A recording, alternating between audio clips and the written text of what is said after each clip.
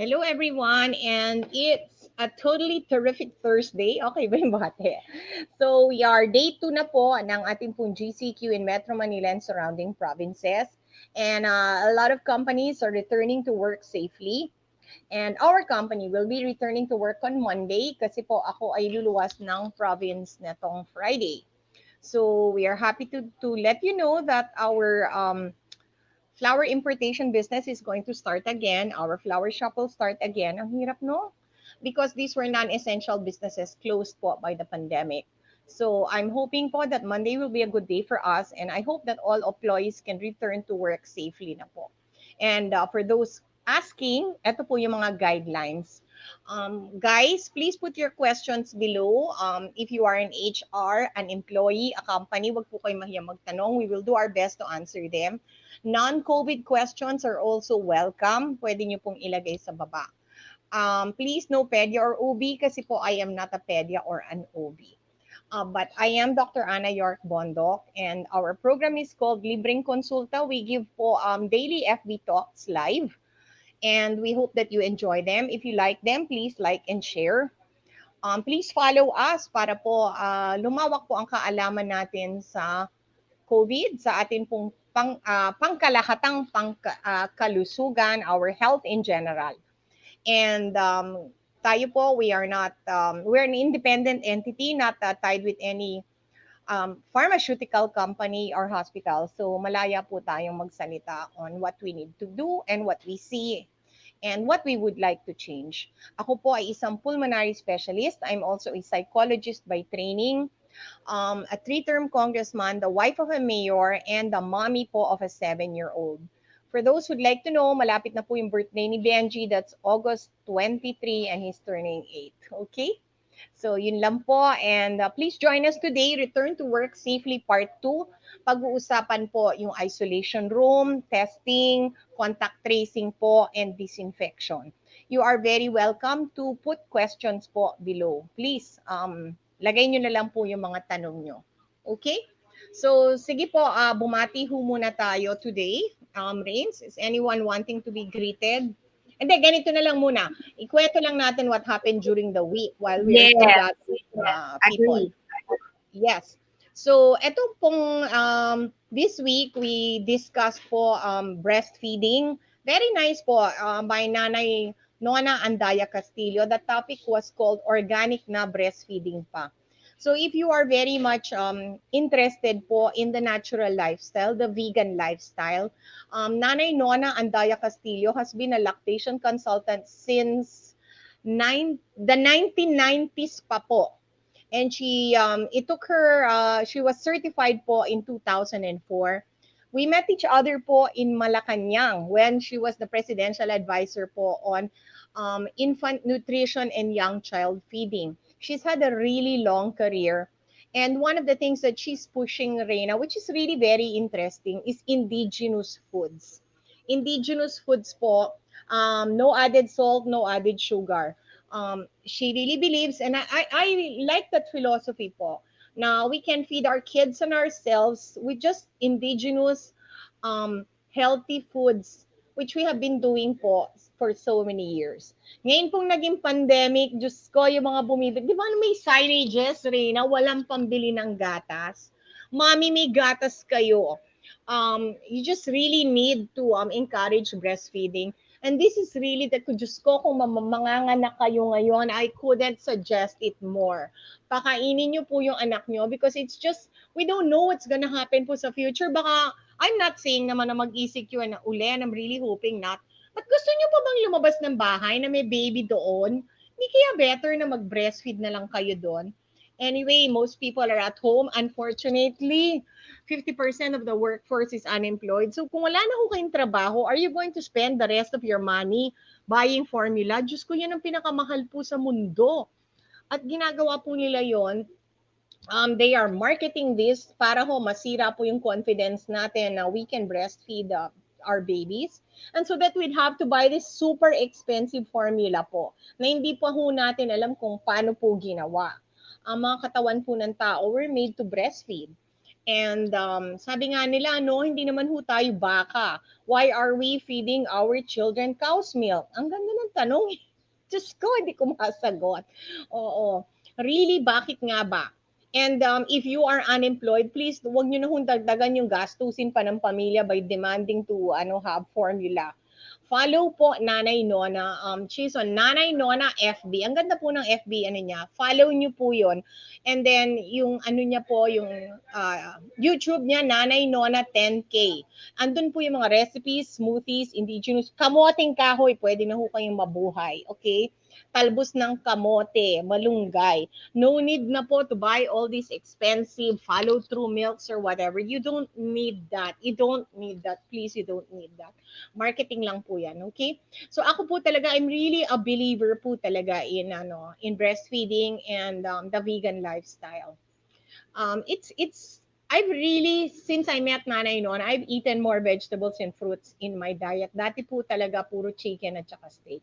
So talagang nag-iba. I really changed my outlook in life.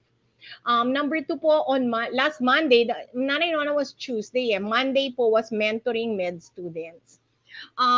One of my advocacies, aside from band rapid testing, sorry is medical careers, Reina. Kasi there's a pathway for everybody. And napapansin ko that there's a lot of support literature for older doctors. Itong pandemic na lang, ang dami-daming about older doctors. What about the med students? What happened to them? What about the residents and the fellows? What happened to them? Hindi po sila nabibigyan ng masyadong pansin in our medical community. And I really think that's sad kasi sila po ang future po ng medisina.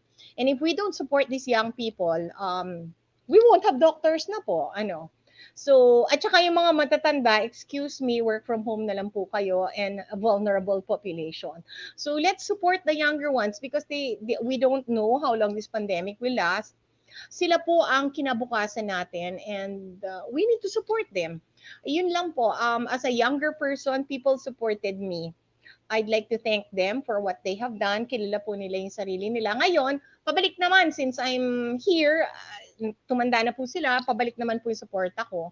And now, it is my duty to support younger persons po in the careers that they have chosen. So, yun po yun. I would like to announce we're going to have po the second Young Doctors Career Conference and Job Expo. Last year po, napakahirap na pong maghanap ng doktor to be a resident or to be a fellow or even to be an employee. This year po with the pandemic, siguro baka imposible na. The Department of Health is offering 70,000 to 80,000 a month. Well, no takers. Can you imagine that, Reina? No takers, ha? No takers for a job na 70 to 80,000 a month. Pero naman, yung hirap, nandun ka sa COVID ward. So, naintindihan ko rin po yun. But, we're going to need residents, we're going to need fellows, we're going to need attendings. And there is no venue po sa Pilipinas para magkita po yung mga naghahanap ng trabaho na doktor at yung mga naghahanap po na doktor na mga kumpanya. So last year, we had a very successful conference po at Discovery Primea. More than 200 young persons po who were looking for jobs arrived. There were actually 500 jobs available. And we had 30 companies naman po na naghahanap naman po ng empleyado. So nagkita-kita po silang lahat sa Discovery Primea. I'm happy to tell you that over 90% said very, very good. And this is the only conference and job expo of its type po sa Pilipinas. Last year, umabot po kami to Olongapo and Nueva Ecija. This year, baka nationwide na po because of the Zoom conferences and atin pong online. So this is the second year, hindi lang kulang po ito na isipan this year dahil may pandemic. Last year pa po ito, I put it up, lakasan na lang ng loob. I'm the only person who put up her own conference. But I really felt po na kailangan. Dalawa po kami actually, I'm the main convener and my second convener po, co-convener is Dr. Jemmy Sagum, UST Batch 2017. And she is currently now a first-year surgery resident po at the Jose B. Lingad Memorial Medical Center. So medyo backseat ng konti po si Dr. Jem because she's busy with residency, but she's still there supporting us. So yun lang po. And let's go to return to work safely again, part 2. Okay, some bate lang siguro. Yes, let's greet some people, Doctora. Yes.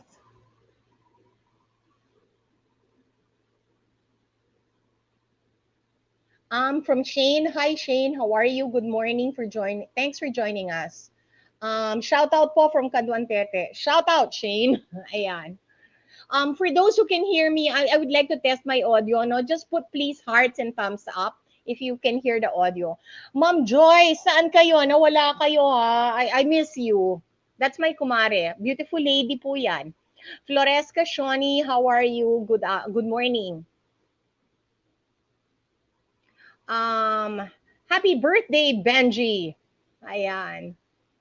From Danica, after 14 days of home Doctora, quarantine. dito yung question. Sorry, na-flash ko. May question na. Wala pong nangyari. Sige, ma'am. Ilagay yung mga question nyo dyan. Okay, go. Advance happy birthday, Benj. Thanks, ma'am. From Gemma, good morning. From Danica, happy birthday, Benj. From Maynardo, sir, return to work August 20.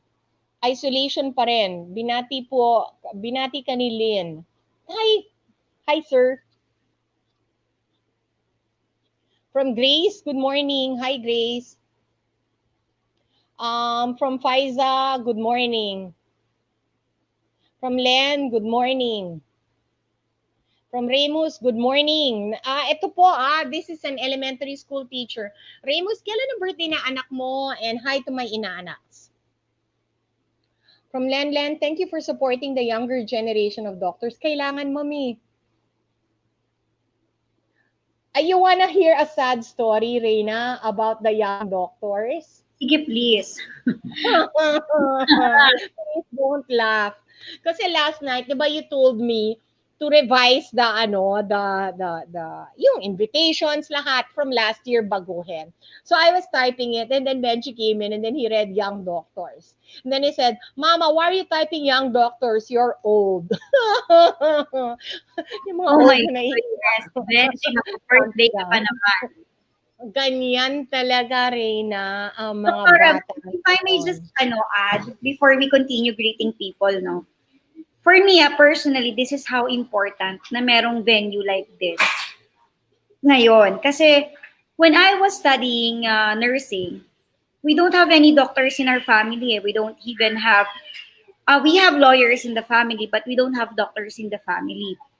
So when I was starting as a nurse, hindi ko alam yung pathway ko. That's why I stopped doing nursing eh.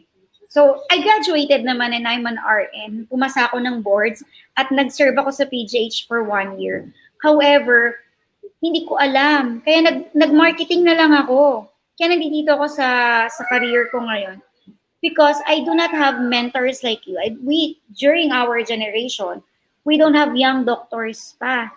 So now this is the time, guys, that this kind of of organization is willing to help us. Magpatulong tayo. And this is the right time that we produce doctors na talagang ginabayan. If only I have known, baka ngayon wala akong Aki and Andy, baka ngayon doctor ako. Baka ngayon, doktora. Baka ngayon, doktora.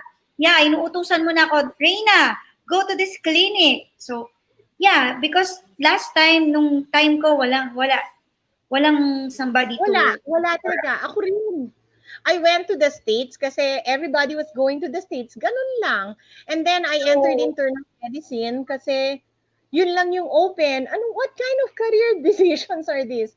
And then I entered Pulmo kasi I met a Pulmo na magaling. Actually, kinausap ko lang yung boss ko uli. And kinumusta ko nga kasi he was the head of the COVID response at Lenox Hill. I think I featured him sa isang FB ko. He's one of the most famous pulmonologists in New York. So ganun lang. And then later on, I wanted pala to be an oncologist. By that time, I entered politics. So parang wala rin akong though some people were very kind to me, pero parang hindi ko nakita, nobody explained to me na maganda pala yung anesthesia. Nobody explained to me na parang yung bakit how you can have a family and have a career at the same time, 'di ba? Ako hindi ko alam yun and nobody explains that to young persons. All I know, wag kang pumasok ng surgery kasi after that di ka na it's so stressful ganon. Agree. Nobody, yeah, hindi ko alam yon. And my parents are also not doctors. Nobody opened this up to me.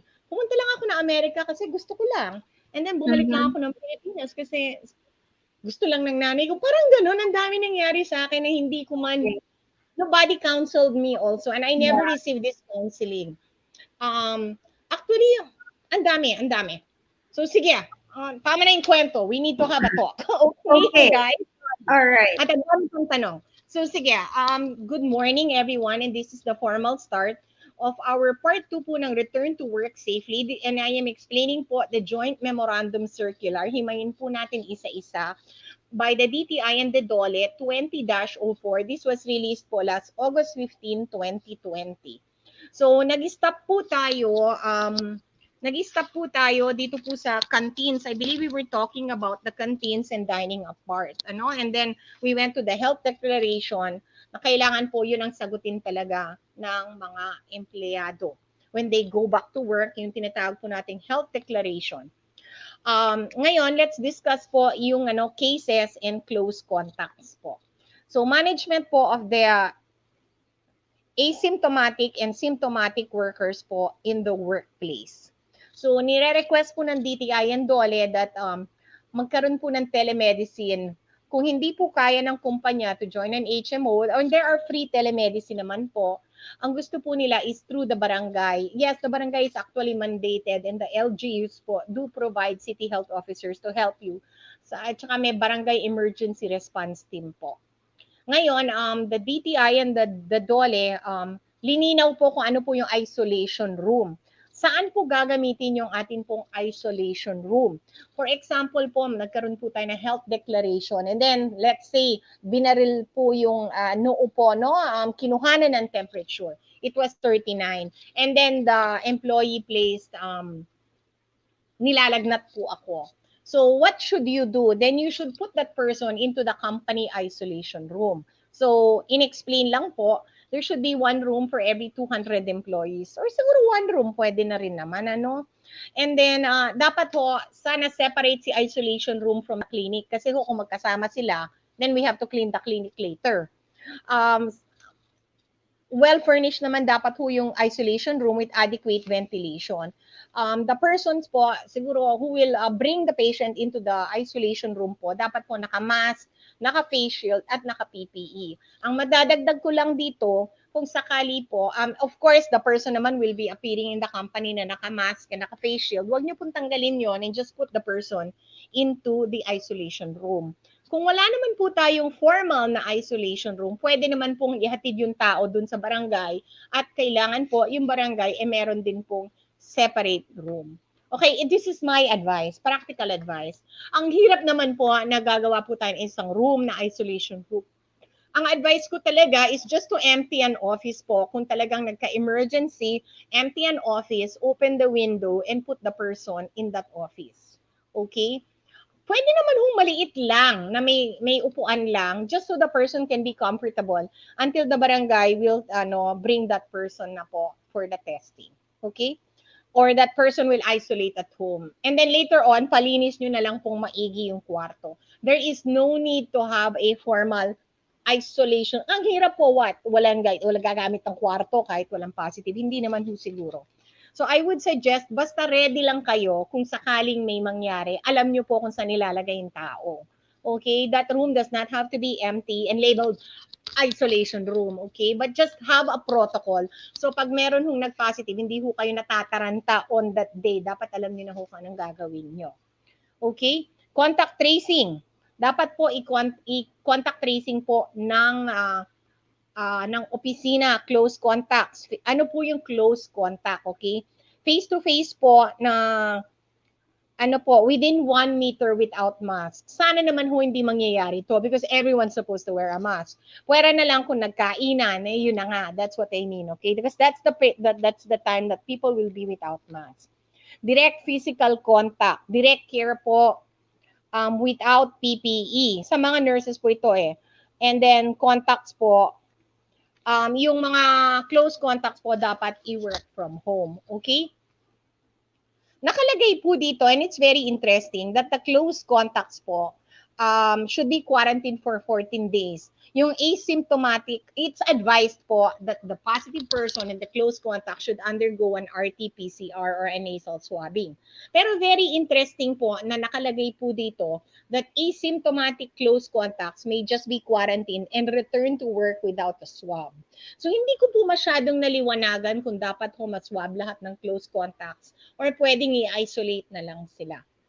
Advice ko ay kung gusto nyo nilang maswab, swab them. Kung ayaw po nila, it's okay also to isolate them.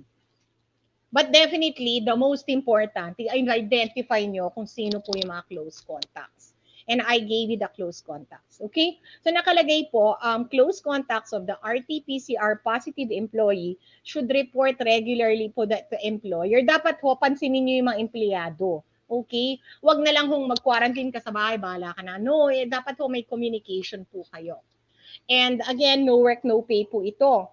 They may return to work without a test. Kaya nga hindi ko makuha kung first test or second test. Ano? And then, yung mga asymptomatic po. Work from home po, yung mga close contacts. Ayan. Visitors po, no need po to do the health declaration.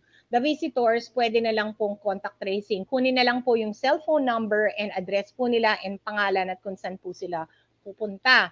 Ang advice ko po sa mga visitors, kailangan po, pag pupunta kayo sa kumpanya, doon na lang ho kayo, wag ho kayong iikot-ikot pa. Okay. This is very controversial. Yung ginawa po nilang COVID testing every 4 weeks. Sa akin po, pinalitan ho nila at the company's expense, pinalitan na lang ho and ginawang may do COVID testing every 4 weeks. Sa akin po, I'm not really in favor of this as long as everybody is following the protocols. But again, nakalagay po, RT-PCR po, yung mga nasa tourism, manufacturing, ang haba-haba. Transport, food, retail, education, financial, lahat na ho eh. Okay? Pero if you ask me po, my personal opinion, don't do the RT-PCR na lang po and just really be very strict. Okay? All other employees daw, pwedeng every quarter is nasal swab. Sa akin din, ayoko yon. Okay? My advice, nakalagay naman May, hindi naman required. Okay? Nakalagay May. So, ang feeling ko po is, as long as you're very strict, as long as you're following all the protocols, kasi po, the RT-PCR nasal swabbing, it's only for that day. Hindi naman ho forever yung testing results. So, sa akin po, if I were the company, I just be very strict po talaga dun sa health declaration at yung mask talaga. Okay? So, but you may, every 4 weeks, sa mga binanggit po na special employees, and for everyone else, every quarter. So, testing the close contacts and the symptomatic. Sana po, ma-RT-PCR, nakalagay po dito. And symptomatic employees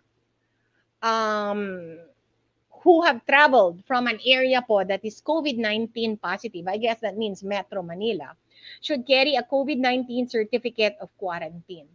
So, dapat po may quarantine certificate yung tao from the barangay.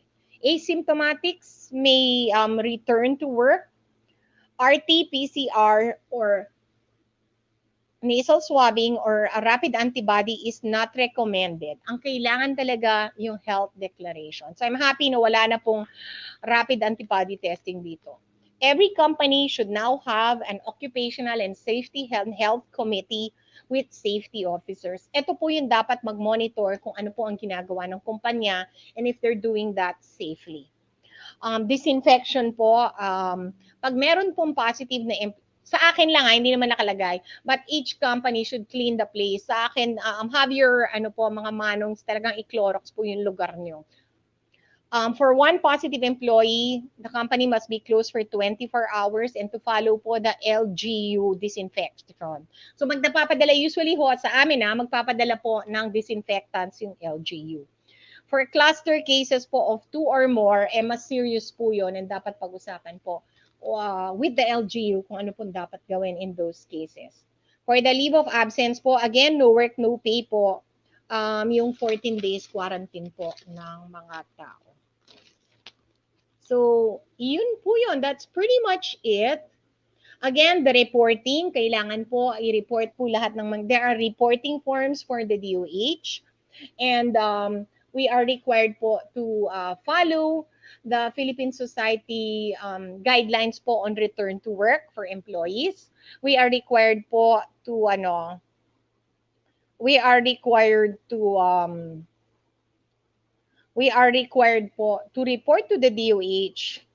So yun po yun. We are required to report the DOH to the DOH and to the barangay. Again, hindi na po talaga encourage ang home quarantine. Kung pwede pong ma-quarantine na po sa mga areas po ng gobyerno. Okay? After the quarantine, lilinaw ko po, those without symptoms can return to work without testing. As mentioned, wala na pong swabbing or antibody test not required for asymptomatic persons returning to work. Obviously, yung mga symptomatic, wag munang pumasok. And those with symptoms shall undergo 14 days of quarantine. Yun po. So, yun na lang po. And that's it. This is the DOLE DTI Memorandum Circular 2004. There will be many questions po. And but it seems to be fairly decent. Decente naman po. And talaga pong, I think the emphasis is more talaga on protection rather than habulin yung nangyari na. So talagang I would like to put this emphasis on protection. Health declaration, 10-day to 14-day quarantine. Kung gusto niyo 14, okay ako doon. Social distancing, mask, face shield talaga. And please, very important sa kumpanya, do not eat together. Do not eat together. Okay? So, sige. Any other questions, Miss Rains?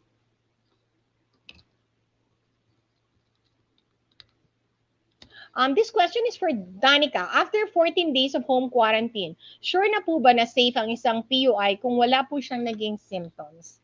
Danica, wala na po 100% sure. Okay? But more or less po, after 14 days, nakita na po ng mga dalubhasa and scientists na hindi na po nakakahawa. Wala na hong maikakalat after 14 days. Ngayon, ang nakakatakot, after day 15, kung may ma-meet siya paglabas ng bahay, bagong problema yun. Okay? But as much as we possibly can, 14 days is very, very much okay na po. But again, just because you've been quarantined for 14 days, on day 15, question, Miss Danica, will you wear a mask and a face shield? The answer is yes. Okay?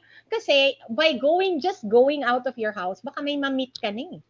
Yun lang. So talagang dapat.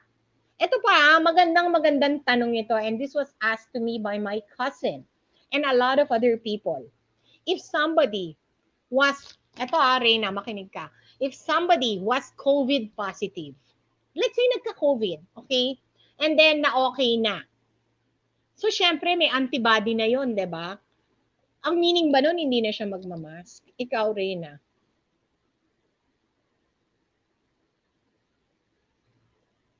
Ako, ang masasabi ko lang po doon is, kung naging COVID positive po yung tao, natapos na po niya yung 14-day quarantine niya, back to work na po siya, kailangan pa rin po niyang mag-mask and mag-face shield. Kasi po, kailangan po nating respetuhin ang mga, at galangin po yung mga panukala ng ating barangay, and also not to panic other people. And then, even if you have antibodies, or what if you have the flu? Or what if you have a cold? So, better na yon. Better na rin. Everybody wear mask, face shield, kaya meron na o wala. Okay? So, Miss Danica, thanks for this very interesting question. Wala po talaga 100%, but if we protect ourselves, I think we'll be very much okay. Okay? Next question po.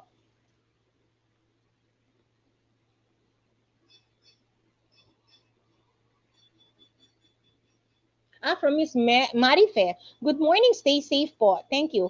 Ang spa po ba ay pwedeng mag-open? Ano po ang measures pwedeng gawin to keep clients and stay safe?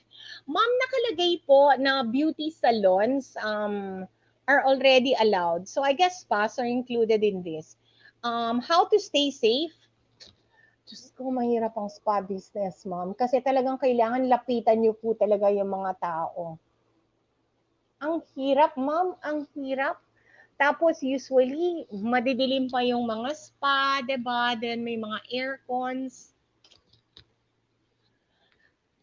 Mahirap. Ma'am, mahirap. What I could suggest na lang po is for how will you wear a face shield when you're supposed to be nagpapamasahe? Ang hirap. Please, customers, don't remove your masks sa mga spa. And yung mga spa attendants, please mask and face shield. Kung pwede po na pwede naman mag-open air spa or at least have a good ventilation po sa lugar nyo. It's difficult, ma'am. I'm not going to tell you na madali. Mahirap po. Again, use a lot of alcohol po. Sa akin before I would let a person into the spa, I would ask them to fill up po the health declaration form talaga. I-fill up po nila yon kung sila po ay nilalagnat o may nararamdaman. Kung sakali po, they should not be in that spa. I'm sorry talaga. I cannot think of a better suggestion po. And the spa business, I think, will be quite difficult. I interviewed po someone who owned the salon. Difficult din po talaga. Difficult po. Very honestly difficult. Opo. Again, siguro you can buy po mga HEPA filters para at least lumakas po yung loob ng mga taong pupunta po sa spa nila. Okay? Again, please don't rapid test your employees. Hindi po makakatulong yun. Doktora, that's all that we have for questions po. Live questions. Ikaw, Reyna, what about the spa? Anong tingin mo? Nakakatakot. Nakakatakot. Oo, naawa rin ako sa mga may ng spa. Naawa rin ako sa mga taong nagpapa-spa. It's hard. Yeah. It's hard po, lalo na kung may-ari po kayo ng spa. I'm not here to tell you na madali siya. Parang dumudugo yung puso ko for you. Kung mag-ooperate naman sila, it's gonna be so expensive.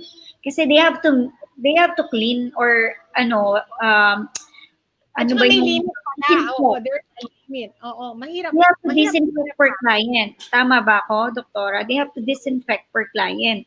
Nalalabas at papasok. Kasi, well, they're advised to. Oo. Diba? So, it's gonna be expensive. Hindi mura ang disinfection ngayon, doktora. Pwede naman na Clorox lang, hindi naman Pero mahirap. Mahirap. Paano kung tinatamad na yung... Nakalagay po dito, I just check po, no spa services, pet groomings, and drive-in cinemas pa po. Are still personal care and pet grooming, review centers, and drive-in cinemas. Ayan po. Bakit naman review center? Online na lang talaga dapat si review center? Yes. Dapat talaga online. Feeding, food spa, hand spa, wala pa ho muna. Gyms and internet cafes, wag muna. Meron na pong dine-in restaurants. Opo. Wala pa rin pong mass gatherings, limited pa po to 10 persons. So yung mga weddings po, limited pa rin ho to 10 persons. Ang hirap. Tsaka even after the MGCQ po, I think spas will really be having and personal care. Mahirap. Opo. So sige, any other questions, Rain? From Marife, thank you for your honest advice, Doktora. Nakakaawa po talaga ang staff namin. Kasi no source of income. Ma'am, talagang ako rin, yung staff ko. Dumudugo na nga ako yung puso ko talaga. This is just a question, Doktora. For spa and massage services, can they do home service na lang? Or hindi din? Pwede naman. Basta, i-trust na lang, there's going to be a lot of trust na lang between the person talaga. Yeah. Kasi it's a matter of, it's a two-pronged thing. Yung pupuntahan, dapat yung pupuntahan at yung pupunta. Yun. Yes, yun. Yung pupuntahan at yung pupunta. Yes, dapat talaga, this is really going to be babagsak siya dun sa sa tinatawag mong health declaration. Kailangan talaga kahit home service, mag-health declaration kayo. That's why yung check-up namin, hindi lang siya pang hindi lang siya pang company 'di ba, doktora? That could also be used online the personal declaration form po. Oo, that could also be used by for a while before we bring it out, pero meron po kami. at talaga babagsak yun talaga, Reigns, between the health declaration form and the trust sa isa't isa. And then sana, ito lang ang sinabi ko rin sa mga wedding suppliers. Dahil ikaw ang tumawag ng masahista, doesn't mean na wala ka ng mask. Respetuhin mo rin yung tao. Oo naman. Kung ikaw, kasi baka may mga feeling na ako yung nagpapamasahe, hindi ako magmamask. Huwag ganun na. Please, Yes. everybody has to wear. Eh, syempre yung masahista naman, gusto lang naman maghanap buhay. No, no, no, no. Your safety. Ikaw din, yung safety mo pag hindi ka magmamask. Naka-risk din yung buhay mo, okay? So, Yes. even if you're the one paying or ikaw yung may wedding, as I told the wedding suppliers, everybody has to wear a mask. So, yung pagpapamasahe po sa bahay, health declaration po yan. And please, yung mga customers, kung hindi ho kayo magmamask, huwag na ho kayong tumawag ng tao dahil you are also risking your life at yung life po ng tao. Okay, guys? Tama. So, both Ano, sides. advice ko lang. Oo. Advice ko lang din, Doktora, yung mga owners ng spa who will be opening their doors for or their services for home service, pagdalahin nyo na yung ano nyo, yung staff nyo ng sarili nilang solution, antibac solution or disinfectant solution. So, sprayan nila yung sarili nila pagdating doon sa bahay, sprayan na din nila yung mga nandoon sa bahay and yung surfaces para yung responsibility na may pumasok at doon sa loob ng bahay na pagsaservice na nila, sigurado silang protected, 'di ba? That's just my advice. True. Huwag ka na umasa sa ibang tao, your personal protection, and just tell them that's the company protocol kasi baka may ma-offend. Sabihin na lang, company protocol talaga po namin ito. Para rin po naman sa inyo. Oo, wag naman din ma-offend yung mga taong magpapa-home service kung magdi-disinfect. Matutuwa ako may maglilinis ng bahay ko eh. Okay, good. Hindi naman bahay, but the area lang. Oo. And then, lang naman ang spray bottle. In a place with ventilation then. Yes. Let's do it, two-way, di ba? Both on the pupuntahan.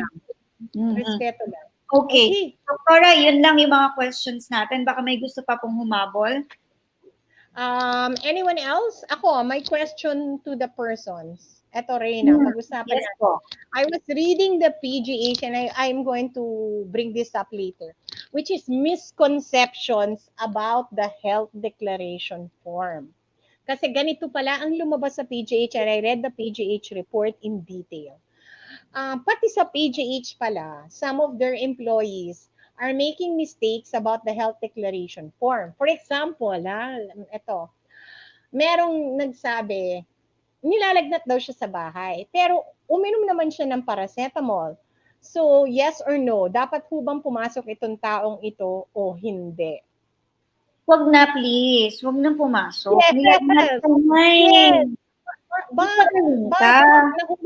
Yes, misconceptions about the declaration form.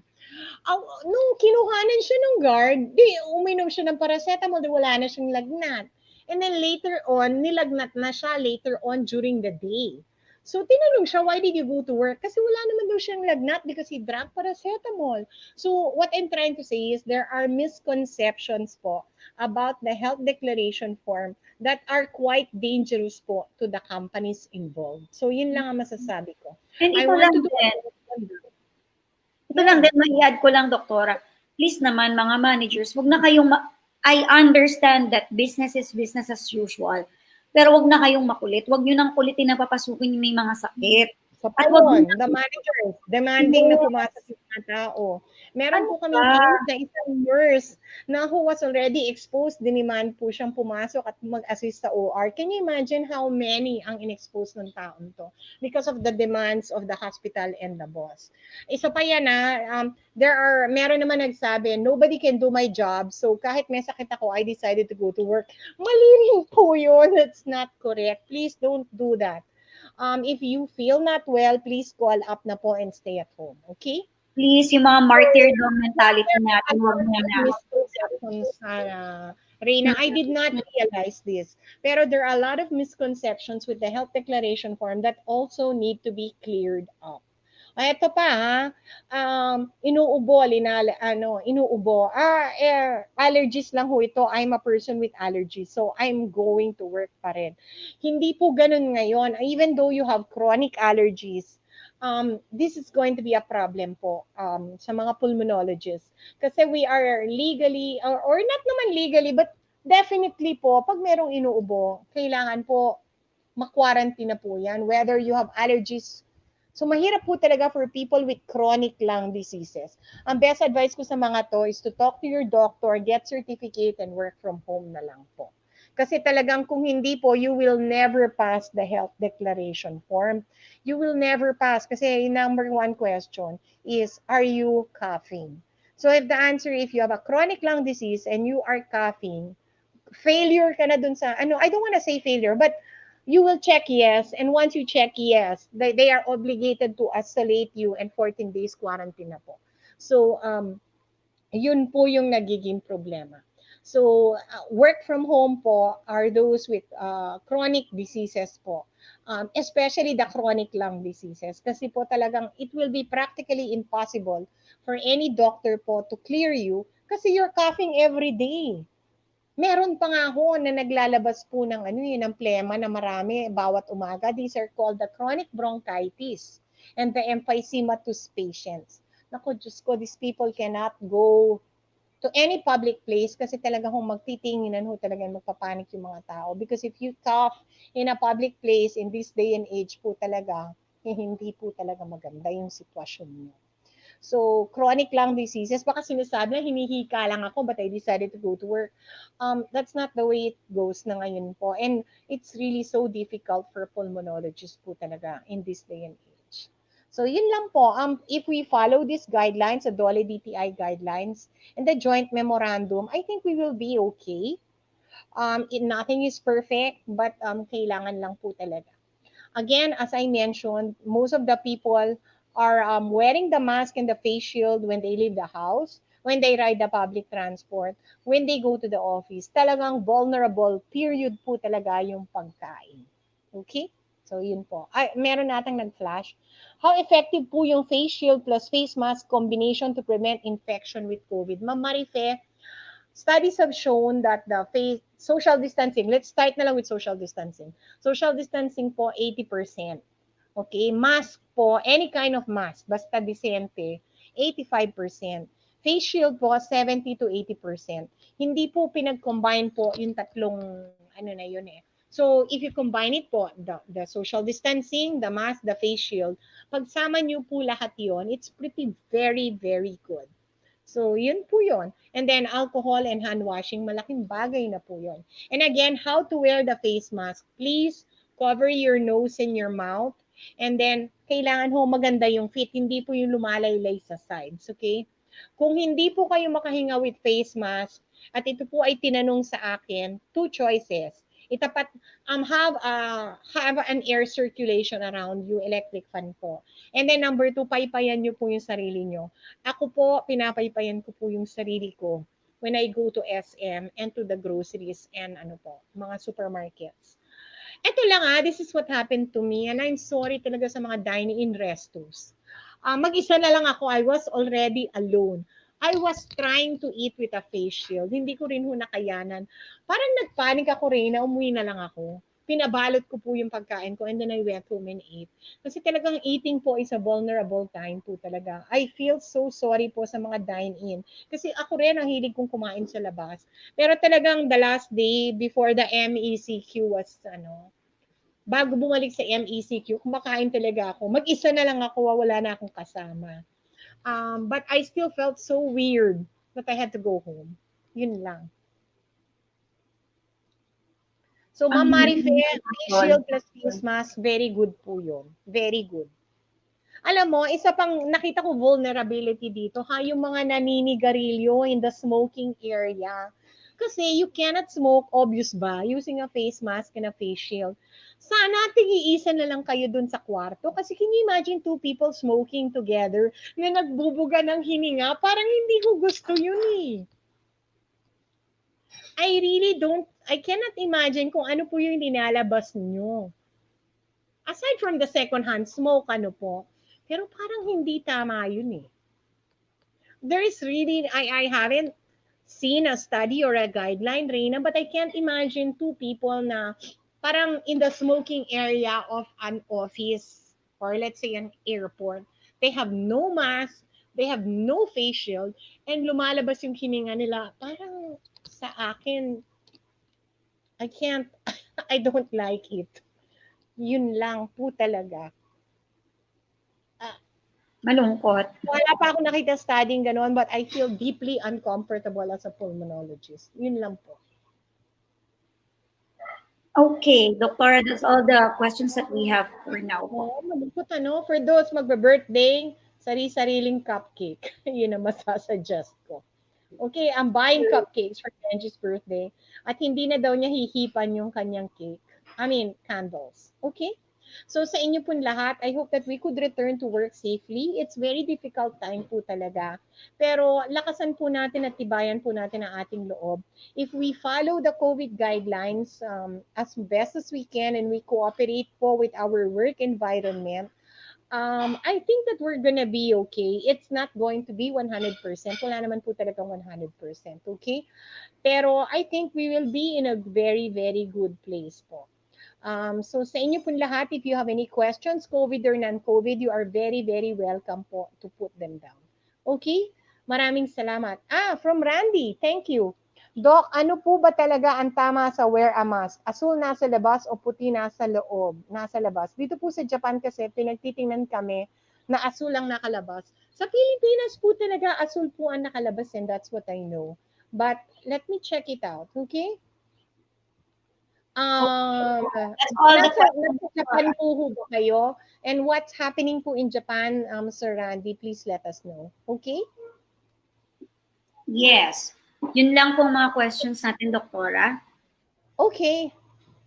So to everyone, happy lunch and safe return to work. Ingat po. Thank you.